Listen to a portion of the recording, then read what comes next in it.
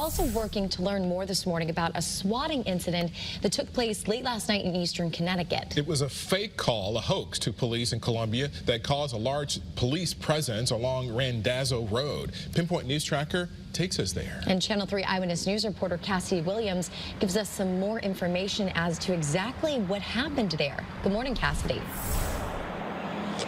Good morning, and we're still working to learn exactly what that caller said to police, but whatever it was, it caused a large number of troopers to descend on a neighborhood in Columbia when Channel 3 cameras got there around 10 p.m. last night. This was the scene along Randazzo Road. Our crew saw around 10 state police cruisers and state troopers had their long guns drawn. Certainly a large police presence for a typically quiet Columbia neighborhood. At this point, all police are saying is that this was a non-credible report of a disturbance, meaning this was a swatting incident. That's where someone calls police to trigger a response, but it's all a hoax. It can be dangerous and drains police resources. Police are still investigating, looking into who made that call, how this all happened. As soon as we learn more, we'll provide updates both on air and online.